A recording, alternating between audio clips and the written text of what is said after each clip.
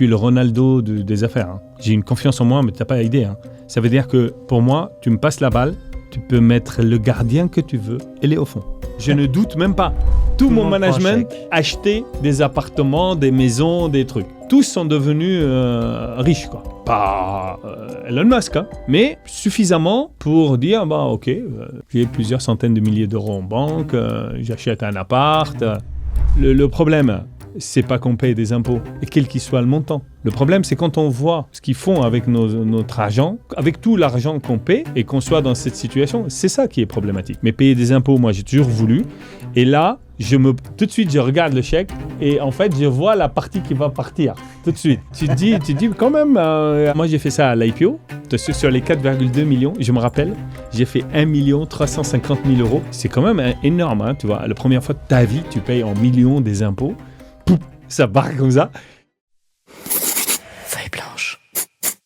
À son palmarès, une introduction en bourse, 11 acquisitions, 3 cessions d'entreprise. Avant d'être la star de la télé avec QVMA, c'est d'abord une star de l'entrepreneuriat. Jean-Michel Caram s'arrête dans Cash Out aujourd'hui pour raconter pour la première fois dans le détail la vente d'Intuiskin et sa marque Yoma au groupe Unilever, moins de 2 ans seulement après sa création. Tu vas vendre l'entreprise pour plus de 25 millions. Ravi de t'avoir avec nous, Jean-Michel. Merci de m'avoir, ça me ramène pas mal dans le temps, ça. On va revivre ça ensemble et on va le revivre avec Souleymane Jean Galadima. Ravi de t'avoir avec nous, co-host de Cash Out et cofondateur et directeur général du multi-family office Sapiens. Welcome, Souleymane Jean. On démarre toujours un cash-out en musique. Et pour nous présenter l'invité, c'est une musique qu'il a choisie, Strength and Honor, Gladiator. Alors c'est une musique qui est géniale puisqu'on peut parler dessus. Donc tu vas pouvoir nous dire pourquoi Force et Honneur, pourquoi cette musique parle de toi. Parce que ce qui caractérise un peu mon parcours, c'est la résilience. C'est la force de tenir face aux choses. Et j'ai toujours choisi l'honneur sur l'argent. Voilà. Des fois, la question se pose. Ça s'est posé beaucoup de fois. Et j'ai toujours choisi l'honneur. Je suis élevé dans une famille où on considère l'honneur au-dessus des signes extérieurs, des rangs et de la fortune. Est-ce que c'est pas ce qui fait qu'on dure dans le business, d'avoir une parole, de la tenir, une vision? Je pense que les entrepreneurs qui nous regardent doivent savoir que j'aurais jamais construit ce que j'ai pu construire si j'étais pas quelqu'un d'éthique, humain, bienveillant. Je pense que la gentillesse n'est pas une faiblesse, c'est une force. Et je pense que les requins peuvent gagner une bataille, mais certainement les gens qui ont de l'éthique gagneront la guerre. C'est beau ça. C'est avec la petite musique. Alors la dernière fois qu'on a mis cette musique dans Cash Out, c'était Tim Sommet. Je crois que c'est l'épisode 8, si je dis pas de bêtises. Alors lui, il nous avait arraché les larmes parce qu'il avait vendu par dépit et retracé tout le parcours. Tu m'as promis qu'on n'aurait pas de larmes. Oh, j'essaye. On peut. En tout cas, on a déjà de l'émotion avec cette belle musique. Ah mais c'est monté d'un cran là. Ah, j'adore cette musique. Et j'adore son titre aussi. Mais Gladiator, le film, c'est pour le coup, en vrai, c'est l'histoire d'un général qui va redevenir gladiateur, esclave, etc., qui va remonter avec une ascension contre le fils, si je dis pas de bêtises, de Jules César ou quelque chose comme ça. Il faudrait que je le revoie, ce film d'ailleurs. Ah, il est magnifique. Et en fait, ce parcours, c'est le parcours de l'entrepreneur. Et d'ailleurs, si on lit mon livre, il y a un côté initiatique dedans, qui est la naissance, armement, guerre, victoire, chute, résurrection. Rappelle-nous le titre. Ouais. La réussite est en vous. Chez Michel Lafon. Et tu viens de le dire sans le dire, mais la réussite, ça passe par des hauts, des bas, des hauts, des bas, des hauts, des bas. C'est sûr. Ça se fait pas en un claquement de doigts. Et c'est important de leur dire, surtout quand on a ta visibilité, ta notoriété. Parfois, on a tendance, quand on regarde juste des vidéos en ligne sur les réseaux sociaux, de se dire c'est facile, tout le monde peut être entrepreneur, va devenir riche en une formation ou deux. Tout le monde peut être entrepreneur et on espère le maximum de gens deviennent entrepreneurs pour que la France devienne un terrain d'entreprise. Mais même les plus belles carrières, si on regarde ma courbe, elle est un peu comme ça. Mais si on zoome, elle est comme ça. Et on met le genou à terre chaque jour, en fait. Et on apprend énormément de ces échecs. On va mettre, nous, un pied à terre sur le moment clé de la session d'Intuskin. Les sessions d'entreprise dans Cash Out, on les raconte pas de manière linéaire. En l'occurrence, quand tu vends ta boîte, il y a un jour assez clé où généralement il y a un avant, un après pour l'entrepreneur, pour la boîte, même d'un point de vue patrimonial. Et ce jour-là, c'est le jour du signing, qui est le même jour que le closing. Et pour nous parler de ce moment, ce jour clé, tu as choisi Toreador. Oh. Ah, ça c'est une première dans Cash Out, j'adore. Je suis un fan d'opéra, c'est pour cela. Tu chantes aussi ? Je chante, mais quand je chante, j'ai beaucoup moins de succès que quand j'entreprends. Une prochaine carrière. Aucune chance. Seigneur, car avec les soldats, il est toléros, avec son peuple, pour plaisir, ils ont les combats. Le cirque est plein ces jours de fête, le cirque est plein du haut en bas. Tu me fais plaisir. Je vois la scène de Carmen là-haut quand il arrive avec le cheval. Apostrophe, crisait ta page, poussée jusque à la fureur, car c'est la fête du courage, c'est la fête des gens de cœur.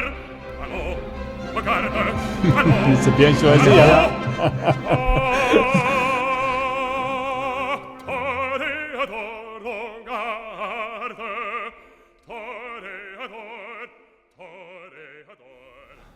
Et quand tu vois où ils sont, gens combattants, quand l'ange te regarde, Toréador. C'est l'avantage de la musique, c'est que ça nous met tout de suite en bonne humeur dans une ambiance. Donc c'est le jour J. Ouais. Le jour où tu vas vendre la boîte que tu as créée moins de 2 ans auparavant. Ouais. Tu te réveilles où ?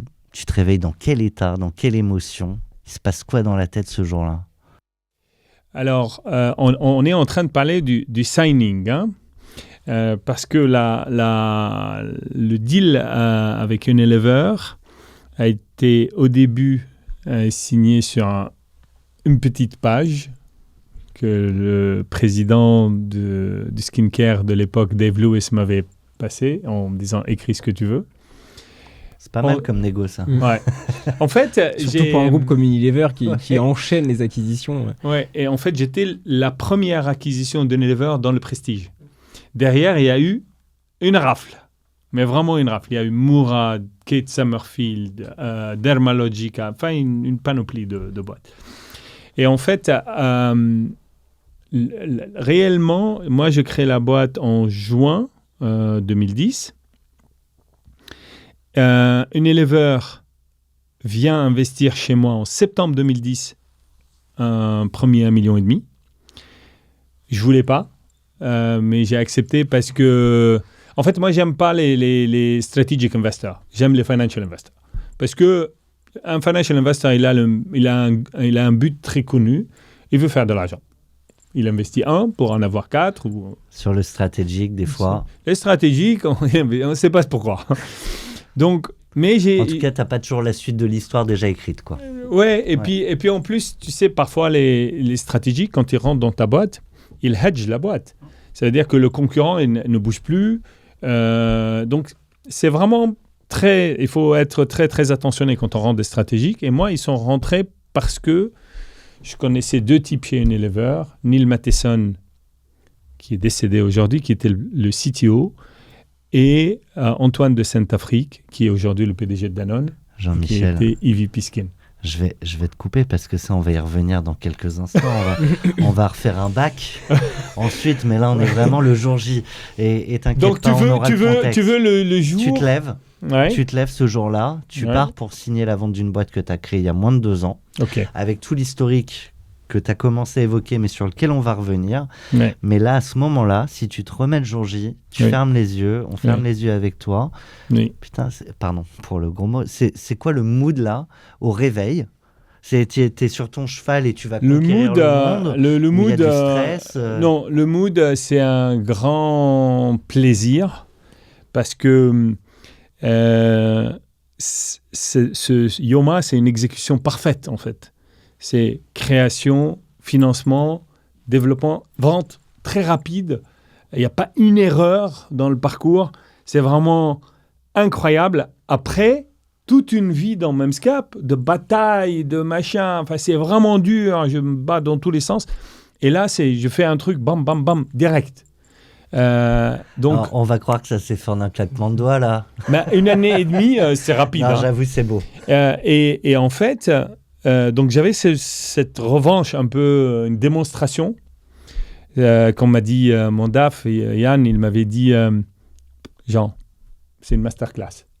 Vraiment, c'était incroyable. Donc, il y avait ce sentiment.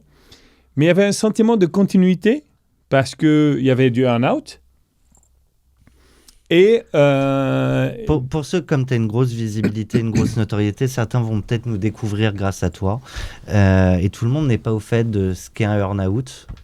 En fait, quand on vend une boîte, on vend à un prix, mais on peut aussi avoir des compléments de prix après la vente, basés sur le résultat et une temporalité. C'est toujours dans le temps.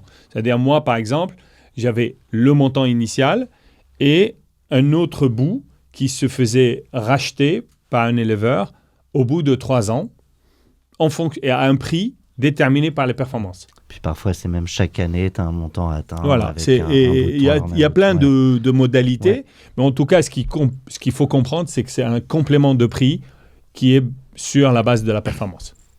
Souleymane Jean. D'ailleurs, sur ce complément de prix, sur ce earn-out, en termes de négociation, tu étais accompagné. Quel était en fait le setup de la team qui a amené effectivement à ce play parfait ?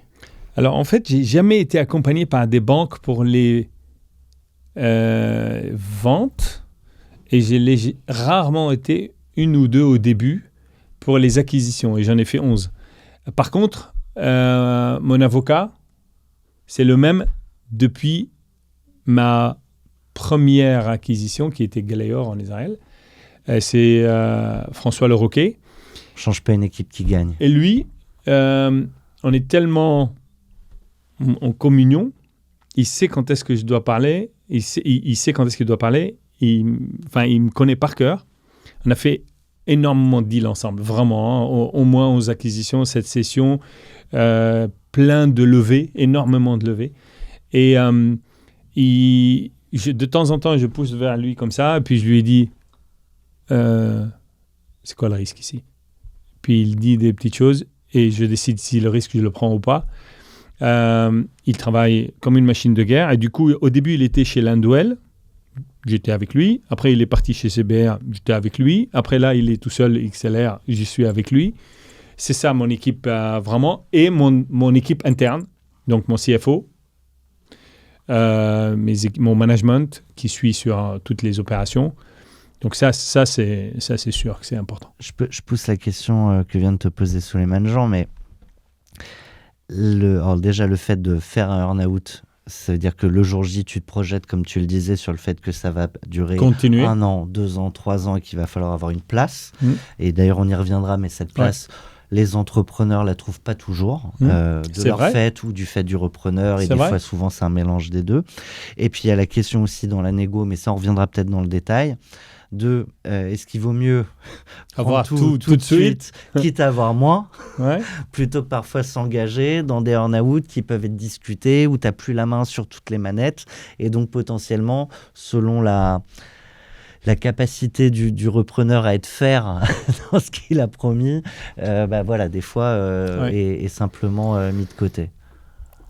Il est vrai, et je peux vous le dire, que Unilever, ce sont des gens qui ont une grande éthique. C'est rare qu'on trouve ça dans les grandes entreprises. Ils ont respecté à la lettre tout ce que j'ai dit, tout ce qu'ils ont dit tout au long du parcours. Et c'est extrêmement rare. Moi, au début, je croyais comme ça, en disant, c'est du marketing, quoi.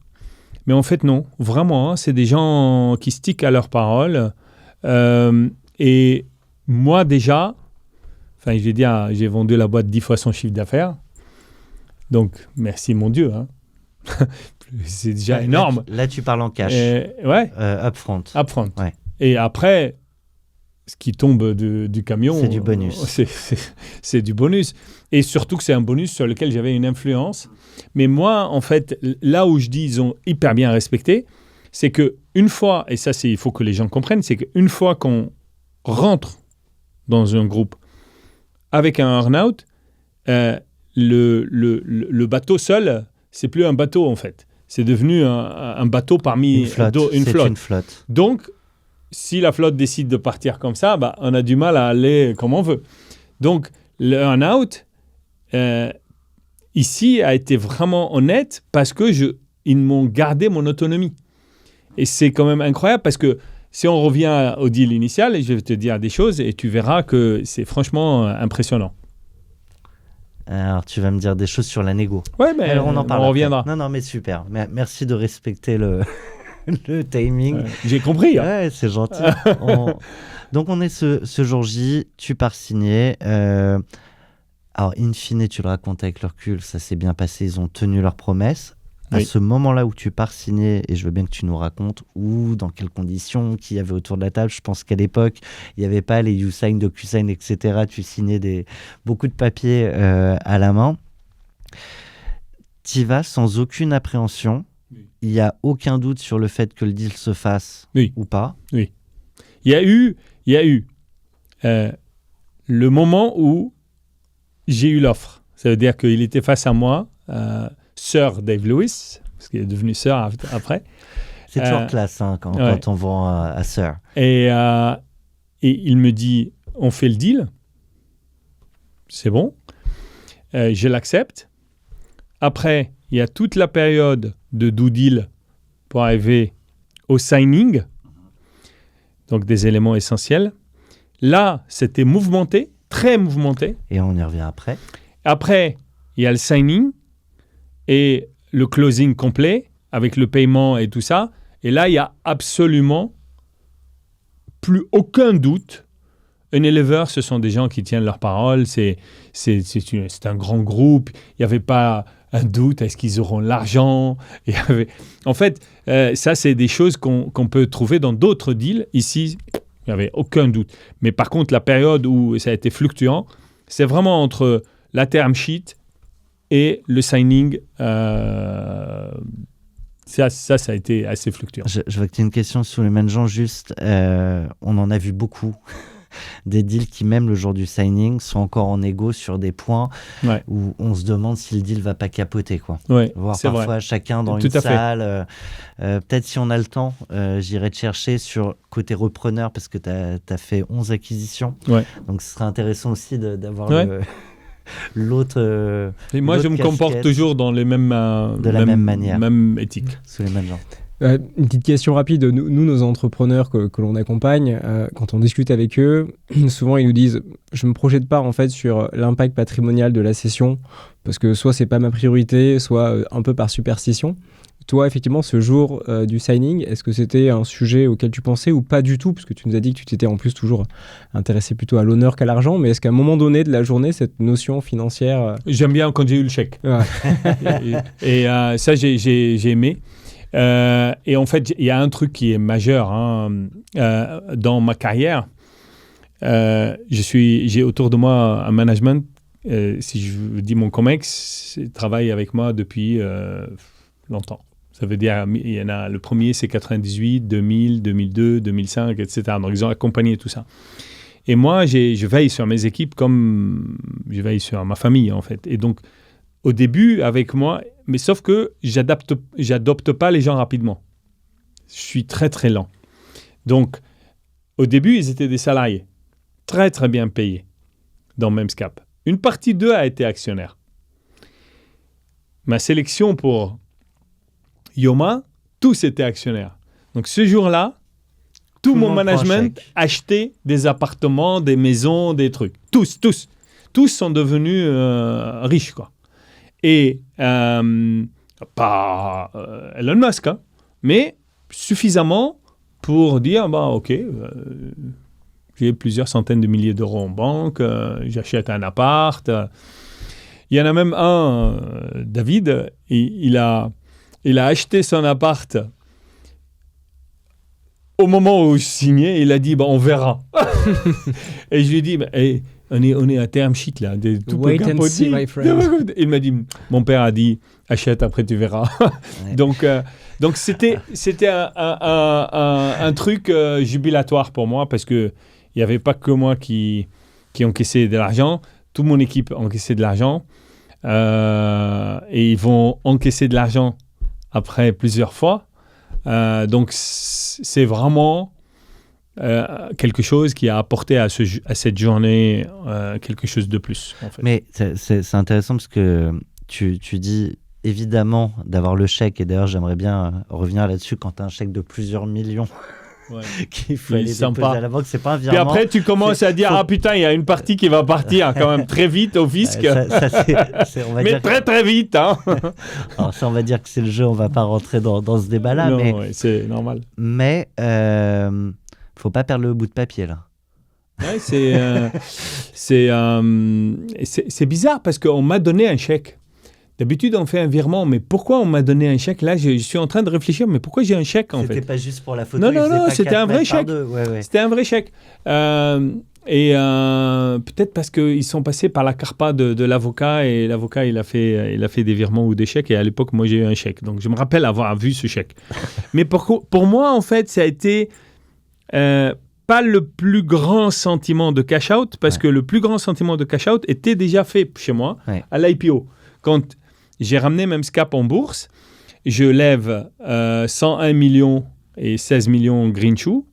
Et en fait, sur les 101 millions... C'est quoi Greenshoe? Greenshoe, c'est dans les processus d'introduction en bourse, on l'appelle en français la clause de surallotement. Ça porte le nom Greenshoe parce qu'il y a une boîte dans le temps qui s'appelle Greenshoe qui l'a fait la première fois. C'est pour ça que ça a porté ce nom. Mais en fait, c'est quoi? On dit, moi, par exemple, je veux lever 101 millions. Et le banquier, les bookrunners, en fait, et les joint leads, etc., ils disent, écoute, on va faire une clause de surallotement qui est de 15%, où on va placer le papier, et on a ce cash entre les mains. On ne te le donne pas. On va l'utiliser pour soutenir le cours les premières périodes, au cas où il y a un retour de papier sur le marché, et qu'on ne casse pas tout le monde. S'il n'y a pas de retour, et l'action a fait ça, c'est pour toi. On te le donne. Sinon, on l'utilise pour soutenir le cours. C'est ce qu'on appelle les Greenshoe. Et donc, moi, à l'intro, j'avais fait les 101 plus les 16. Mais sur les 101, il y avait 10 millions de sessions de secondaires. Donc, en fait, la boîte a reçu 91 millions. Les actionnaires ont eu 10 millions. Et parmi les actionnaires qui ont, à cette époque, moi, j'ai eu presque, à l'époque, je me rappelle, 4,2 millions ou un truc comme ça. Parce donc le vrai moment où tu te dis donc, là, donc ça mon premier cash-out, et celui-là était majeur. Parce que là, avant, la veille, j'étais poveretti. Hein.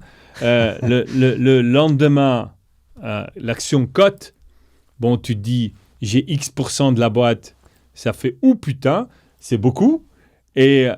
mais ça reste fictif. Il faut vendre.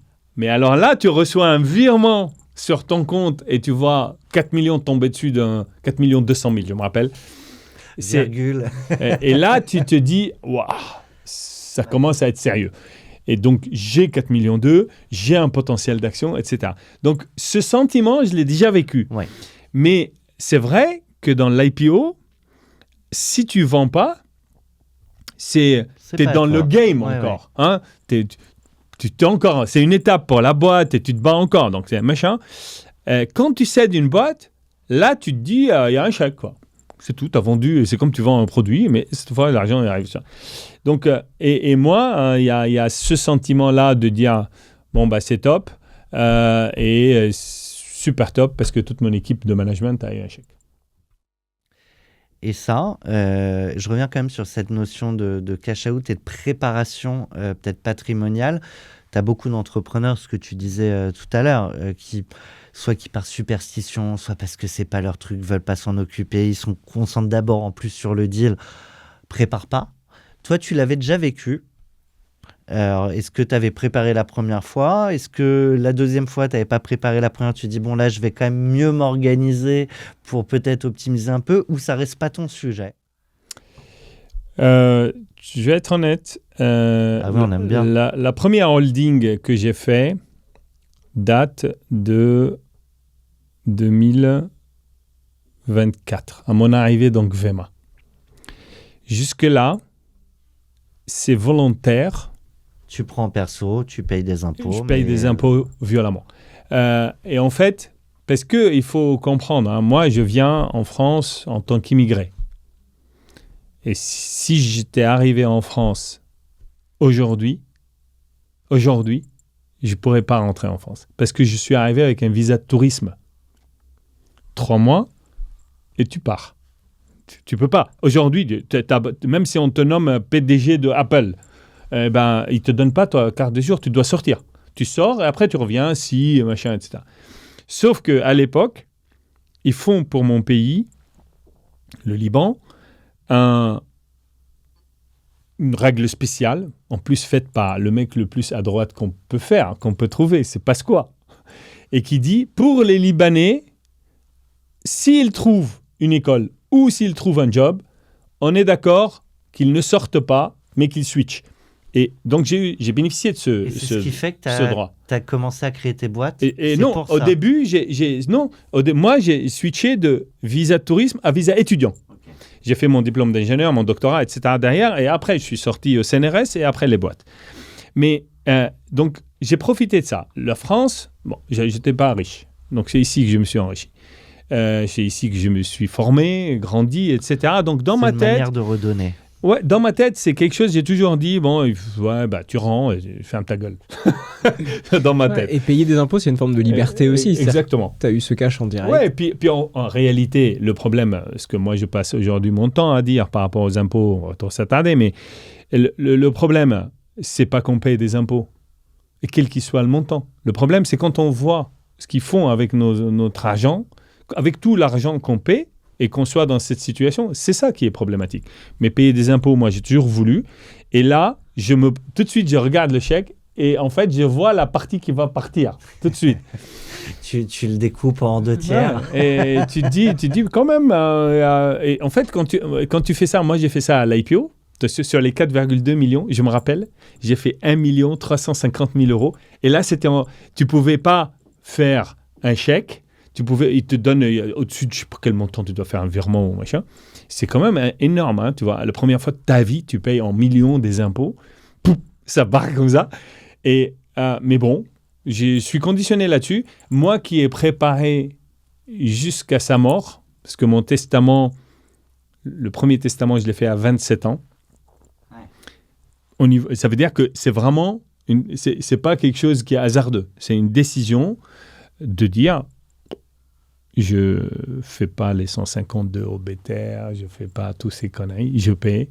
Parce que, d'ailleurs, les impôts, moi, une fois, m'ont convoqué en me disant « Comprends pas, là, avec tout ton cerveau fécond qui monte des boîtes dans tous les sens, tu n'as même pas une holding,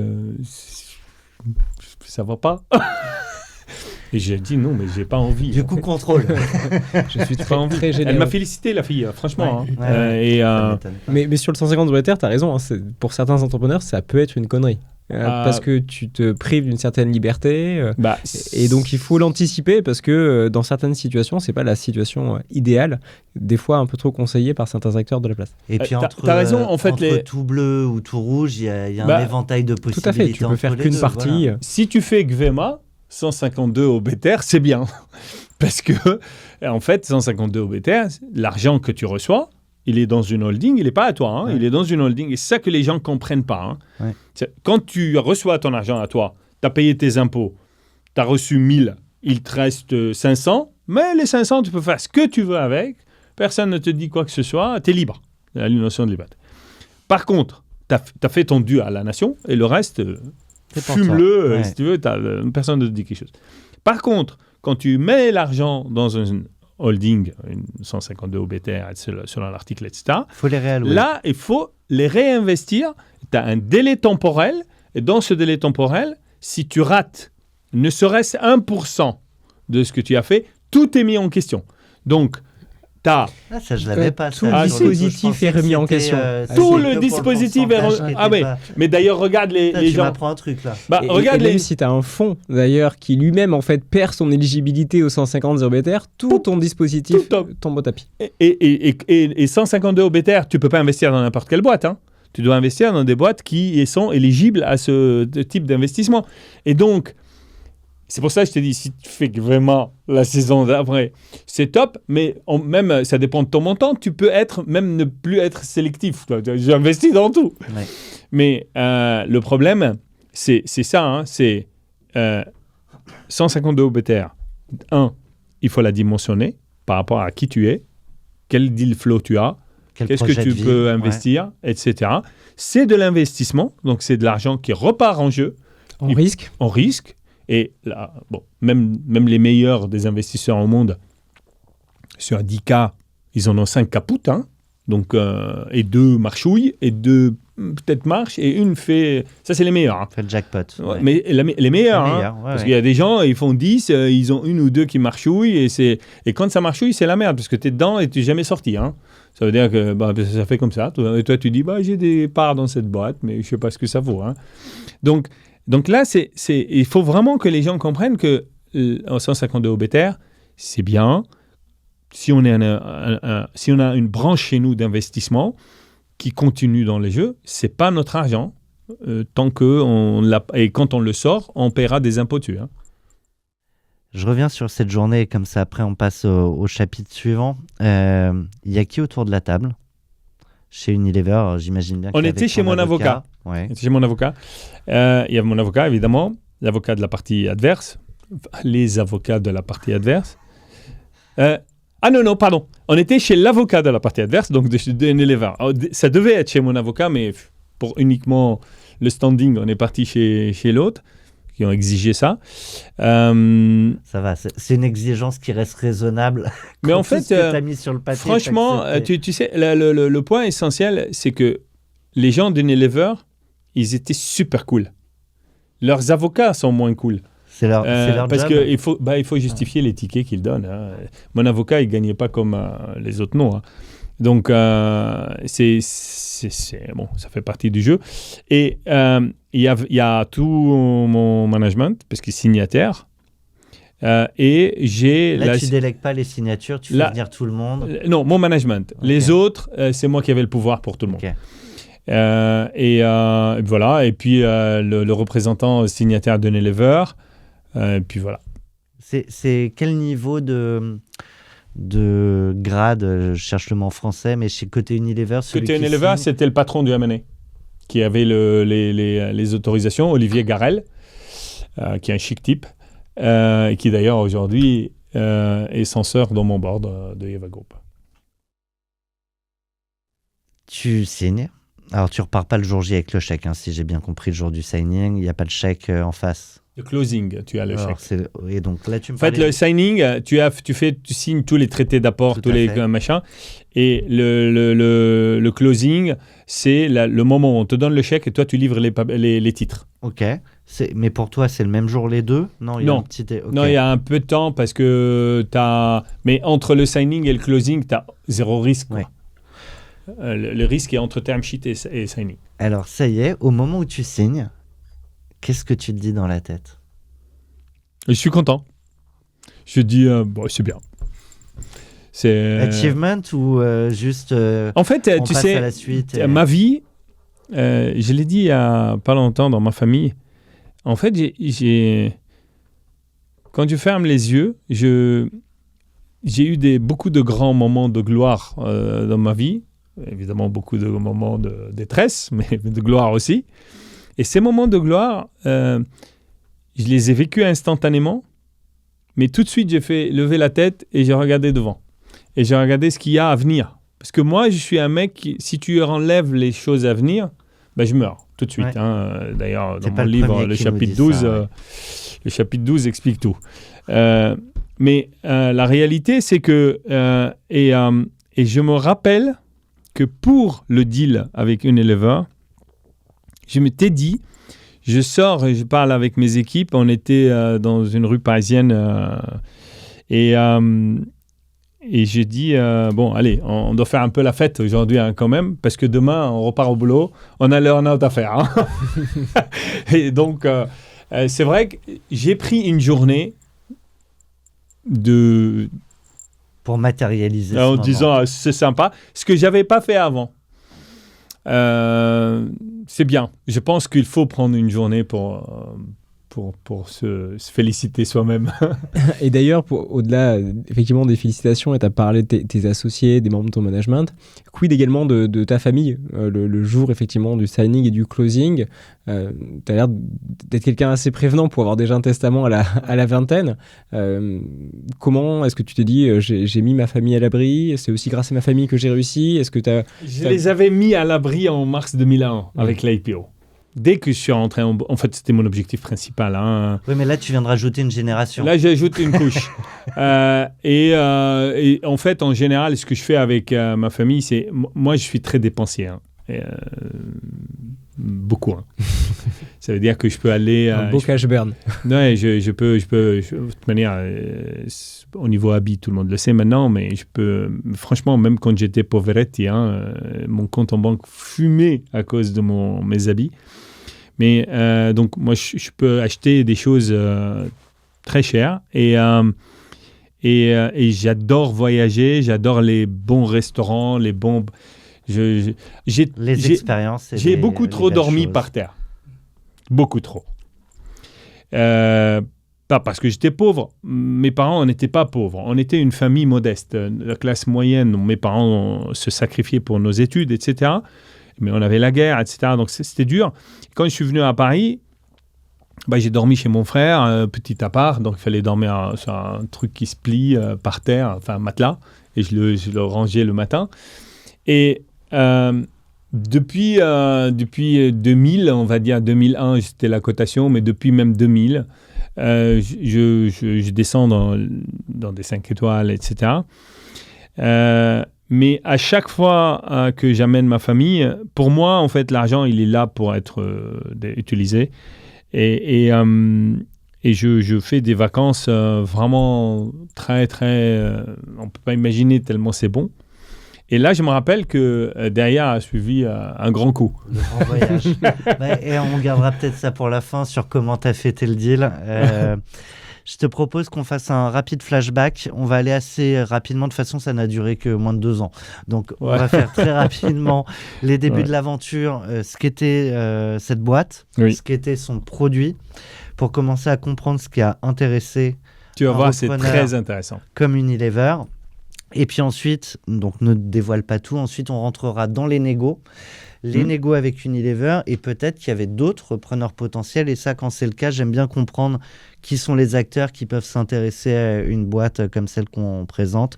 Donc, flashback, les débuts de la boîte avec Survivor, Eyes of the Tiger. Non, un seul œil d'ailleurs. Pas Eyes, c'est pas les yeux du tigre, c'est l'œil du tigre.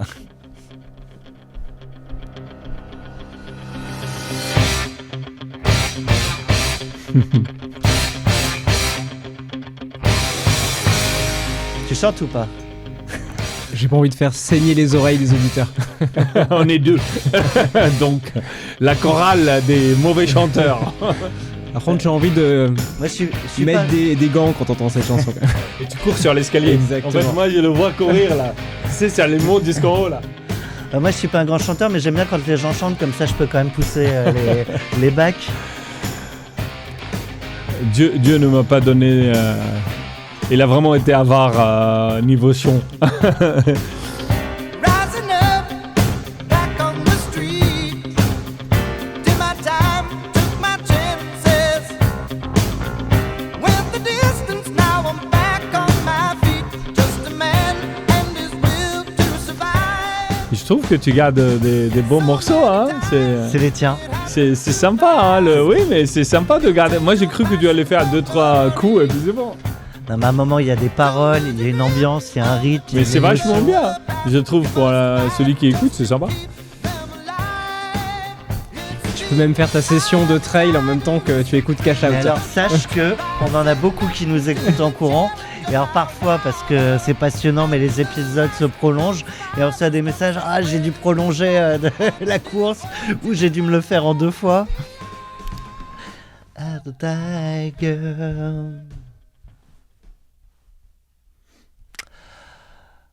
Les débuts de la boîte, ça démarre comment? Avec quelle idée? Alors, on est chez Memscap. On est dans la période dure. Nous sommes en 2002, vraiment la cassure. Et on cherche des diversifications par tous les moyens. On était fibre optique, etc. Évidemment, avec les capteurs. Et je fais une visite chez un dermatologue et je vois que le dermatologue n'avait rien comme techno. Je reviens et je fais un brevet qui s'appelle Skin Station. Ce brevet, et je demande à une équipe chez moi de me faire un proto d'un appareil qui peut mesurer toutes les caractéristiques de la peau, parce que le dermatologue avait un calque et une zoom, hein, rien d'autre. Une loupe. Ouais. Donc, moi, j'ai pas été trop malade, donc, mais j'ai été chez un dentiste, et un dentiste est blindé de techno, et lui, rien. Donc, je me suis dit, tiens, il y a une opportunité. Donc, j'ai fait vu que nous, les mêmes, enfin, mon domaine, c'est la mesure. Donc, je me suis dit, tiens, on va faire un appareil qui mesure, etc. Donc, j'ai créé un brevet, je le dépose et je dis à mes équipes de le faire. Ils font un proto, ils viennent pour me présenter au bout de 6 mois. Et dans les locaux, il y a un mec du Dauphiné libéré qui s'appelle Olivier Pentier et qui en avait ras-le-bol d'écrire sur moi, en fait. Parce qu'à chaque fois, il venait chez Memscap pour écrire sur les produits de Memscap, sauf que les lecteurs, tu leur dis Variable Optical Attenuator ou des choses comme ça, c'est fini, hein, tu les as perdus. Ils sont morts. Donc, du coup, il voit des gens avec un truc assez bizarre. Donc, il dit, mais c'est quoi? Ça mesure la peau. Ah bon? Allez-y, mesurez. Et il était comme un dingue. Il quitte, il dit à mon assistant, dis à Jean que j'ai eu ce que je voulais. Puis il part. Moi, je me suis dit, je ne sais pas pour quelle heure, il est parti. Et 3 jours après, toute la cosmétique, tous les grands groupes appelaient la boîte en disant, on veut voir l'appareil, on a vu l'article. Et moi, je ne savais même pas qu'il y avait un article. Donc, il y a un grand groupe français très connu qui appelle et j'ai dit, mais quel article? Il me dit, mais c'est dans le Dauphiné libéré. Je dis, vous lisez le Dauphiné libéré? J'ai dit, faites attention, vous allez vous faire virer à Paris. Hein. Travaillez, hein, arrêtez de perdre votre temps. Et en fait, il me dit, si, on lit tout. Et en fait, il y avait un article, c'est écrit MEMS, mon domaine, c'est les MEMS, à fleur de peau. C'est beau, hein? À la surface de la peau, fleur de peau, c'est joli. Et en fait, ça a déclenché tout à ce moment-là. Donc tout le monde s'intéresse. Ouais, un titre dans le Dauphiné libéré. Dans le Dauphiné, donc un journal régional qui va expliquer en moins de 2 ans la vente de la boîte, un des plus grands groupes mondiaux. Qui a initié la chose fortement. Les cosmétiques viennent me voir. Moi, je ne savais pas que ça veut dire la beauté et les groupes cosmétiques. Je pensais aux médecins, moi. Je pensais aux dermatologues à la base. Et en fait, ils commencent tous à s'exciter autour de moi. Des gens qui me menacent, d'autres qui me donnent des deals, d'autres qui machin. Comment ça, ils te menacent? Ouais, le groupe, il me dit, on a un brevet qui breach, qui viole ce truc, machin. Et j'ai dit, ok, on voit le brevet. Et on voit le brevet, il parle d'une autre chose. J'ai dit, mais sérieux? Il y en a un groupe, il m'a dit, mais t'as pas envie d'avoir une attaque sur Memscap juridique, machin, l'action, elle va souffrir, etc. Parce que c'était à l'intérieur de Memscap, à la base. Donc, mais moi, bon, tu peux pas me faire peur avec ça. Attaque-moi, on verra, on monte sur le ring, on verra qui va prendre des coups. Donc je continue.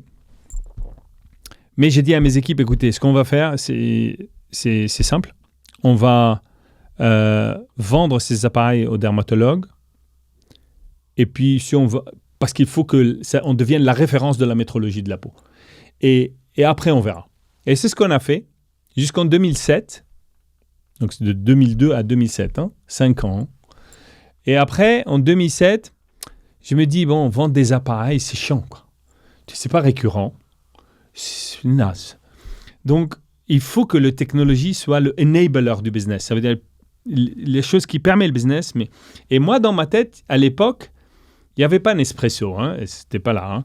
Il y avait, par contre, les imprimantes à jet d'encre. Avec le consommable. Tu t'achètes aujourd'hui une imprimante dans le carton, tout, à $50. Ça vaut rien. C'est même pas le prix du truc. Par contre, tu achètes de l'encre. À chaque fois que tu changeais une cartouche, en fait, comment je savais ce business?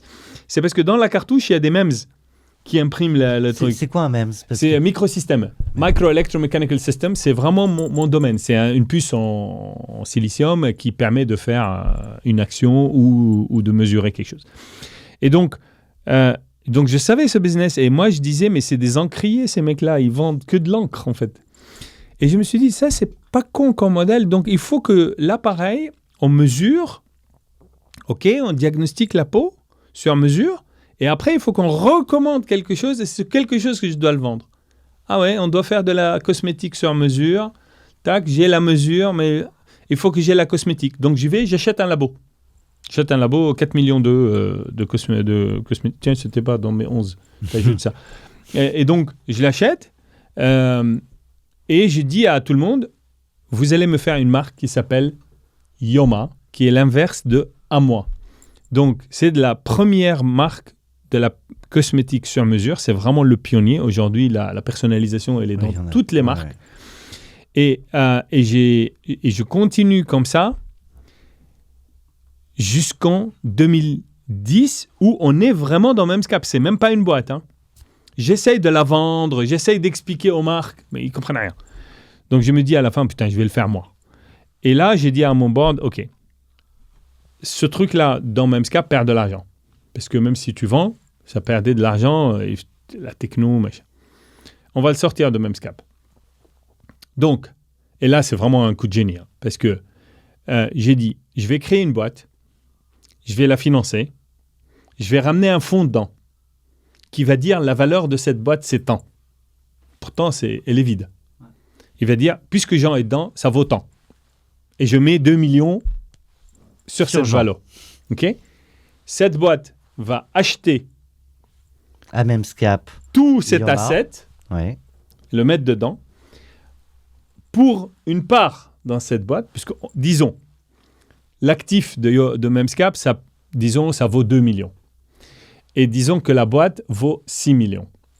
Donc, le fonds, il vient, il dit, je mets 2 millions dans la boîte, donc 2 plus 6 de machin, ça fait 8. Donc, le fonds, il a 2 divisé par 8, 25%.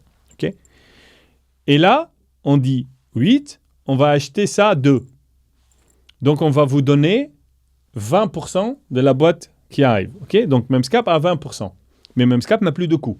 Tout c'est là maintenant. OK. Et pour donner un autre truc à Memscap, j'ai dit, et la marque Yoma, vous gardez la marque, on fait une licence exclusive, on vous paie des redevances, 2% de notre chiffre d'affaires, et avec un buy-back, avec un buy à n'importe quel moment, un call, où je peux l'acheter pour 3,5 millions à n'importe quel moment. OK? Donc, pour Memscap, je passe ça... Et pour eux, obligation de cession. Si, oui. Et donc, par contre, toutes les redevances payées avant la cession... sont pour eux. C'est pour normal. Eux. C'est pas en déduction. Oui. Donc, parce que moi, la première chose, c'était pour moi, être éthique par rapport aux actionnaires de Memscap. Et là, je fais passer ça dans le conseil. J'avais les autorisations, tout. Je fais passer ça dans le conseil sans voter, moi. Je sors du meeting. Ils votent 100%. Je rentre, il me dit, Jean, tu peux le faire. J'ai dit non, on va passer par l'AG. Ils me disent, mais Jean, tu as les autorisations. J'ai dit, oui, mais si ça marche après, des gens qui vont me dire machin, je passe ça par l'AG. J'ai passé ça par l'AG et j'ai même obtenu un accord de l'AMF, écrit. Donc, parce que, en fait, Tu voulais baquer le si sujet. t'échoues après, tout le monde dit, bon débat. Ouais. Mais si tu réussis, tout le monde dit, ah, mais les assets, là. Donc, mais en même temps, Memscap, c'est ma boîte. Donc, je voulais absolument Préserver les deux, bien sûr. qu'elle ait un retour continu à l'avenir et en même temps avoir un asset dans ça. Donc, mais toute l'astuce ne tient que si tu as un fonds qui vient dire je mets 2 millions sur 6 millions de pre-money parce que ce mec, je lui fais confiance. Je lui fais confiance. C'était un mec qui s'appelle Alain Benesti du Crédit Mutuel Innovation, qui sont mon fonds stratégique depuis ce moment-là. Alain vient de sortir à la retraite. Alain, il vient à Grenoble, je lui explique. Il me dit, je suis dedans. Et je lui dis, Alain, il va y avoir un moment, tu vas mettre de l'argent dans la boîte, il n'y a rien. Je peux te dire merci, et je ferme la boîte, et je récupère les 2 millions. J'ai 80% de la boîte. Donc, il m'a dit, oui, je sais, Jean, mais je te fais confiance. On va le faire. Et donc, si j'avais pas Alain, ça pouvait pas se passer. Ouais, après, si tu n'avais pas eu le track record derrière aussi. Oui, mais Alain, avec Memscap. Alain savait mon éthique au-delà de mon expérience. Et donc, on fait le deal. Donc là, on a créé la boîte. Il a mis 2 millions, j'ai mis 1 million, et on démarre. On démarre en juin 2010. Ça démarre très fort. En septembre 2010, 3 mois après, je fais un tour pour faire rentrer Unilever à hauteur de 1,5 million. Ouais. Pourquoi je les ai fait rentrer ? Parce qu'il y avait 2 types. Neil Matheson, qui est dans le rang de Dieu aujourd'hui, il n'est plus de ce monde, et Antoine de Saint-Afrique, qui à l'époque était EVP Skin de Unilever, et qui ensuite va devenir président du Food, et ensuite va devenir président de Barry Callebaut, et aujourd'hui le PDG de Danone. Et ces 2 types, je les adore, vraiment. Neil, c'était un type qui sait connecter les gens. D'ailleurs, c'est lui qui m'a connecté avec Antoine. Antoine et moi, on est très similaires et différents en même temps. Et c'est un homme hors pair. Et donc, je l'ai fait rentrer pour eux. Parce que moi, à la base, je ne devais pas les faire rentrer. Mais je les fait rentrer. Ils mettent 1,5 million. Alors, ça, c'est en septembre. Le business décolle. Grave. Avril. J'ai dit à Alain, je vais faire un tour, mais il faut que tu allonges. Donne-moi 1 million parce qu'on a besoin, ça pompe de partout. Donc, Alain met 1 million. Et Antoine me ramène le CEO de Unilever, Paul Polman, le mythique Paul Polman, qui est le plus grand CEO qu'a connu Unilever. Et Paul craque pour moi, vraiment. Il quitte Paris, il y avait des grèves, des conneries. Il m'appelle de la voiture, il me dit, Jean, il paraît que tu veux de l'argent ? J'ai dit oui. Il me dit, combien tu veux ? J'ai dit 3,5 millions. Il me dit, de la voiture, je te les donne. J'ai dit, mais... Quoi ? Vous êtes à 7%, là, vous allez aller où ? J'ai fait le calcul, j'ai dit, ouais, mais la valo va être chère. Il me dit, oh, j'ai rien à faire. Donc, il rentre, 3,5 millions, plus le million de Alain, de Crédit Mutuel Innovation. Donc, ça fait 4,5. Et ceux d'avant, donc 10,5, là, on est entre juin et avril. Là, tu rachètes la marque. Non. Pas encore. Je continue.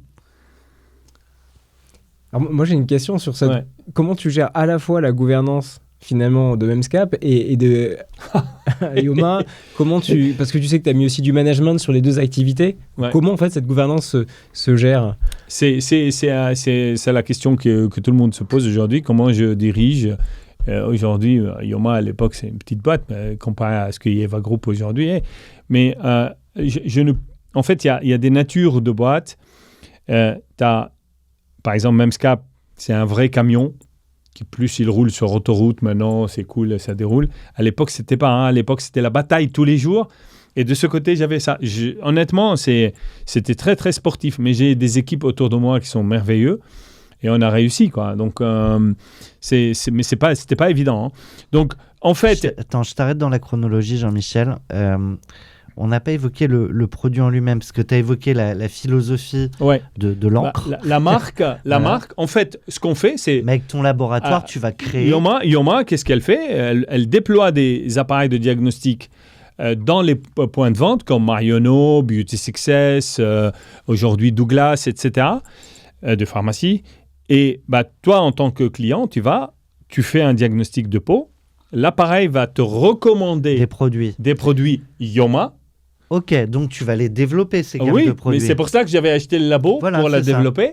Et aujourd'hui, tu peux même avoir ta crème personnalisée. Ça veut dire ta formule parmi des centaines de milliers de formules. Et tu pars avec ta propre crème à toi qui est hyper efficace parce qu'elle est faite pour toi. Juste que ce soit reprécisé, qu'on sache de quoi on parle. Donc, on peut reprendre le fil. Donc en fait, ça cartonne. Je rentre chez Marionneau, je rentre chez Beauty Success, ça ouvre de partout. Et on est en avril 2000, parce que j'ai créé 2011. Avril 2011. Donc là, jusque-là, j'ai levé 10 millions et demi et on carbure. Hein. Paul Polman, Structure Unilever, donc qui venait d'investir chez moi, il crée 4 divisions. Il crée le personal care, la société personal care, la partie home care, la partie food et la partie tea and refreshment, le glace, Magnum, Lipton et tout ça. Et à la tête du food, Antoine, qui était EVP Skin, passe président food et recrute en personal care Sir Dave Lewis.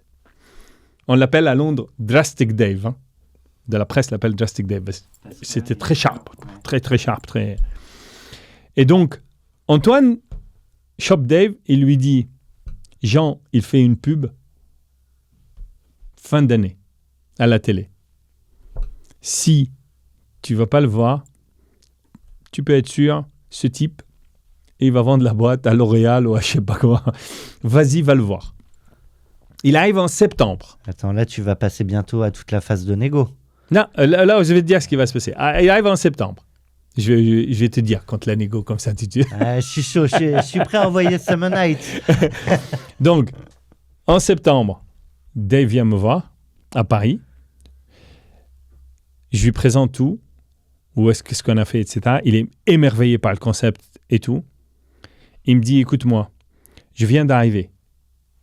Je viens d'être en poste. C'est le premier voyage. Tu te rends compte, le personal care de Unilever, c'est 27 milliards. Hein. Donc, c'est quoi, Yoma? Et pourtant, le mec, il a mis sur son agenda, il est venu à Paris se faire chier avec les... Et en fait, il me dit, c'est très tôt pour moi. Je lui dis, écoute, j'ai besoin d'acheter de chez toi 2 trucs. Pour agrandir Yoma, j'ai besoin de ça et ça. C'est quoi ça et ça? Une techno et un réseau de boutiques de spa. Quand tu lui dis acheter, c'est partenariat ou non, faire l'acquisition? Je vais racheter par Yoma. Donc, je te donne des titres à la place, mais je vais les racheter. Il me dit, je ne sais pas de quoi tu parles. Je viens d'arriver. Donne-moi du temps et je reviens te voir en février. Pause. Je m'arrête là. Ce rendez-vous, même si lui vient de prendre son poste, tu projettes exactement ce qu'est Unilever à ce moment-là. Donc, c'est quand même un rendez-vous qui va être assez déterminant dans ta stratégie d'acquisition ou potentiellement de futures sessions. Oui. Comment tu le prépares? Est-ce qu'il y a une notion de petit stress? Non, moi, tu sais, je l'ai dit plusieurs fois, hein, je suis le Ronaldo des affaires. Hein. J'ai une confiance en moi, mais tu n'as pas idée. Hein. Ça veut dire que pour moi, tu me passes la balle, tu peux mettre le gardien que tu veux, elle est au fond. Des fois, tu as bien tapé dans le poteau. Je ne doute même pas. Il n'y a pas de doute. C'est-à-dire Mais que... est-ce que tu anticipes, parce qu'effectivement cet enchaînement est assez impressionnant, quelle était la phase de déjà anticiper, de planifier versus en fait d'adaptation et d'opportunisme? Non, moi, je suis quelqu'un qui prépare super bien son travail. Hein. Je vais pas... Quand je m'entraîne tout le temps, je suis prêt. Hein. Je suis un sportif de haut niveau. Je suis prêt, je m'entraîne pour le jour J. Mais le jour J, je n'ai pas de doute, je rentre et je dis, personne, dans ma tête, je dis, personne au monde peut obtenir ce que moi je peux obtenir. Personne. Et j'ai pas de doute. Hein. Je clince pas de l'œil. Hein. Donc, évidemment, quand j'arrive... C'est pas fake it until you make it, c'est feel it before you make it. C'est un sentiment très fort en disant que moi j'ai une confiance en moi, mais avoir confiance sans préparation, c'est du suicide. Hein. Donc, c'est même de l'orgueil. Donc, moi, je suis préparé. Tu sais, avant, là, aujourd'hui, c'est facile. Mais avant, c'était très compliqué. Moi, je n'ai jamais rencontré quelqu'un sans tout savoir sur lui. Je le googlais. D'ailleurs, c'est très flippant. Là. On se regarde en se demandant qu'est-ce que tu sais regarde, sur nous. C'est qui, machin, qu'est-ce qu'ils sont. Enfin, je prépare tout. Je laisse rien au hasard. Et après, j'ai confiance en moi. Et ce que je propose aux gens, la raison pour laquelle, en fait, tout marche. C'est que je n'ai jamais, même j'étais dans des positions où je pouvais rafler tout. Mais je n'ai jamais fait. Pour moi, quand il se lève, il doit avoir le même sourire que moi. Et ça, c'est essentiel. Hein, parce que les gens, si c'est un rapport de force, c'est ce qu'on apprend chez L'Oréal. Chez L'Oréal, on forme les gens à négocier. Mais la négociation de L'Oréal, c'est une négociation ou un rapport de force. Quand on est fort, on ramasse tout. Ou quand on est faible, on essaye de rien donner. C'est ça la règle. Moi, non. Moi, je vais te faire un deal avec toi où notre avenir va être florissant. Ensemble, beaucoup mieux que si tu étais tout seul. Et je vais toujours penser à ça. Toujours. Et quand je te demanderai jamais que tu peux pas me donner. Jamais. C'est quelque chose qu'on a été formé au Liban. Avec ça, quand on négociait... nous préparait les cadres machin pour négocier la paix et il fallait dire que on apprenait. Par exemple, moi, je connais toutes les religions, toutes. C'est-à-dire, je suis un expert dans l'islam, je suis un expert dans le christianisme et je suis un expert dans le judaïsme. J'ai lu le Zohar, le Talmud, tout. On était hyper formés là-dessus. Pourquoi ? Parce que si tu demandes, parce qu'on allait se retrouver face à des gens et négocier et tu peux pas lui demander des choses qu'il peut pas te donner, qu'il peut pas. Ça veut dire que moi, aujourd'hui, il a 1 000 € dans sa poche. Et moi, je vais lui vendre ça à 2 000 €. Il a envie, mais il me dit, mais j'ai que 1 000. Qu'est-ce que tu veux que je fasse ? Je fais quoi ? Tu veux prendre les 1 000 ou pas ? Crédit Mutuel Innovation, qui te met 1 000. Ouais. Un crédit Lombard, j'hypothèque, j'hypothèque mes parents. et donc, si tu veux, pour moi, donc là, j'arrive au meeting très, très décontracté. Je rencontre... Je suis très content parce que je vais rencontrer en plus, j'ai le sentiment de la reconnaissance du fait que le mec, avec tout ce qu'il gère comme milliard, prend du temps pour venir me voir à Paris. Jean-Michel, je sais ton temps compté, je sais que tu dois nous quitter dans une demi-heure et on n'est même pas à la moitié là. Donc là, c'est volontairement moi qui vais me frustrer. Je vais aller pour pas frustrer tout le monde, non, parce qu'il y a quand même des points sur lesquels j'aurais envie qu'on s'arrête. Donc, je fais le petit step-up pour parler de toute cette phase de négo. Et pour ça, tu as choisi Summer Night de Grease. Et on écoute.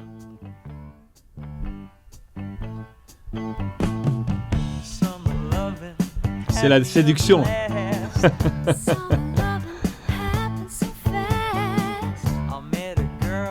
Crazy for me, met a boy. C'est presque une comédie musicale tellement c'est beau. Ils ont inventé tout. Oh well. Alors, comme on a beaucoup de choses à se dire, je vais abréger le temps de musique, mais effectivement, là, on sent de la séduction.